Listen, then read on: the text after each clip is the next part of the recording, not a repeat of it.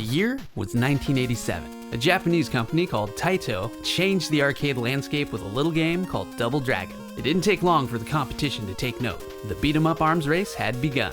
And while most companies failed to make an impact, Capcom had their own smash hit with Final Fight. The frame rate was more consistent than Double Dragon, the gameplay more refined, and the roster was larger. Everyone loved it. It wouldn't take long for home console ports to happen. Sure, beat-em-ups were better suited towards 16-bit machines, but the original 8-bit Nintendo version of Double Dragon is universally loved, showing up on just about every best Nintendo game list. Many concessions were made, but it's a fairly faithful adaptation to its arcade counterpart, with many even preferring the gameplay to the original. However, Capcom faced even larger issues when it came to porting Final Fight to the Nintendo. Can you see the problem here? How do you translate these huge arcade sprites onto the small canvas of a Nintendo Entertainment System? The answer? Chibi. Make them really chibi. So, did Capcom make a game that can go head-to-head against Taito's Double Dragon? Here's my 2 cents. Mighty Final Fight is more or less a retelling of the arcade game. Mayor Haggar, who just so happens to be a famous pro wrestler and former heavyweight champion, receives a phone call from the merciless Mad Gear Gang. They have kidnapped the mayor's daughter, Jessica. Being the mayor, Haggar decides the best way to deal with this extremely delicate kidnapping and hostage situation is to walk to the gang's headquarters, bare-knuckle boxing every thug along the way. But he's not stupid enough to do it alone. That would be crazy. So, he teams up with some guy who claims to be a ninja named Guy, and Jessica's boyfriend, Cody, a street fighter that Haggar doesn't even like in the first place. Mayor Haggar has got to be the most proactive mayor in history. This man refuses to waste taxpayer money, even to save his own daughter. Mayor Haggar for president. The game is 5 levels long and has you brawling from the destitute slums all the way to the affluent Bay Area. You have a rather generous 3 continues and 5 lives to beat the game. Several familiar bosses are sprinkled throughout, although 2 have name changes. Damned was renamed Thrasher, and Sodom became Katana. Those damn sodomites were just too much for American audiences. There's fun banter to have with the bosses, even opportunities to choose how to respond to them. Choose carefully, as your choices actually affect the game, albeit in minor ways. Still, I think it gives the game a little more character. Players can find health pickups in apples and meat. There are also weapons that are unique to each character. Guy can find throwing stars, Cody can find knives, and Haggar can find hammer time. There are also 2 bonus stages, which have you breaking barrels to earn rewards. The more barrels you break, the better the reward, which means you can earn anything from an apple to extra lives or continues. Anyone familiar with beat-em-ups will know how to play this one. You've got 1 attack button and 1 jump button. Players can perform a basic combo by repeatedly striking enemies. You can grab enemies and continue pummeling them, or throw them onto the concrete. Haggar can do a pile driver by jumping with a grappled enemy and pressing the attack button. Every character can perform a basic jump kick, although Guy and Cody can do a separate jumping strike by holding down on the D-pad when initiating the attack. This opens up the enemies to combos rather than simply knocking them down. Pressing attack and jump at the same time activates a spinning strike, at the cost of some health. Pretty standard stuff, but the controls and animations are masterfully implemented. Another feature ripped directly from the NES version of Double Dragon is the inclusion of RPG elements. Killing enemies or picking up food with full health grants experience points. Leveling up your character restores them to full health, while also increasing maximum health and speed.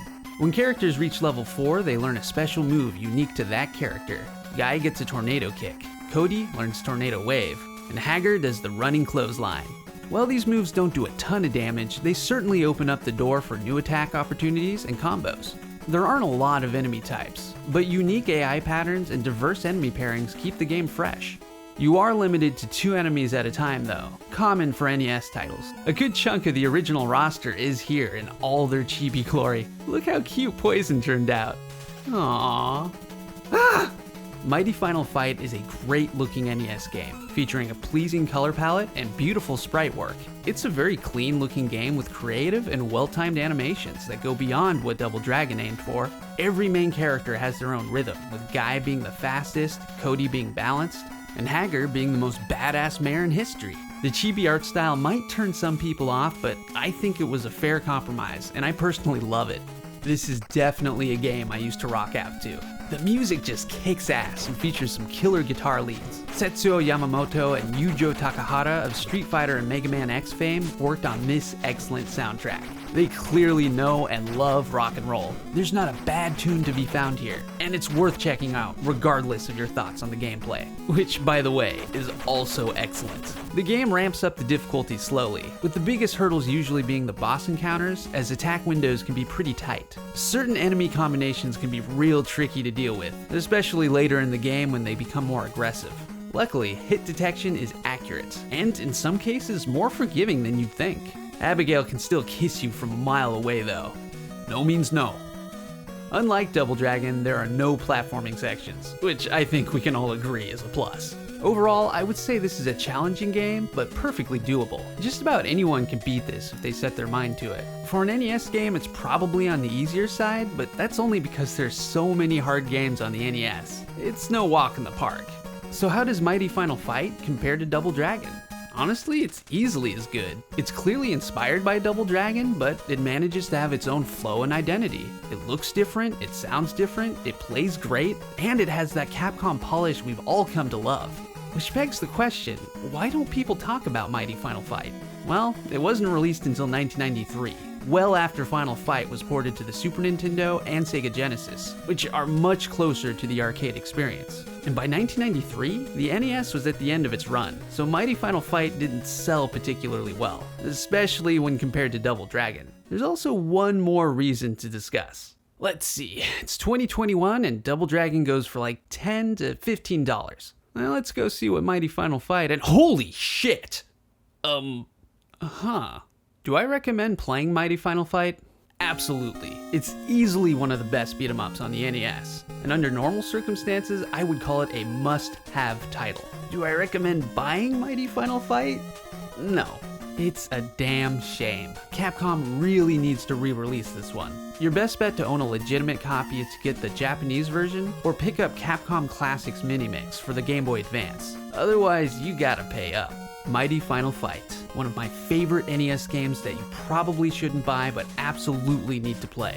I think you can figure that one out. Emulator. And that was my 2 cents on Mighty Final Fight for the Nintendo Entertainment System. Thanks for watching, you beautiful creatures. Take it easy and have a good one.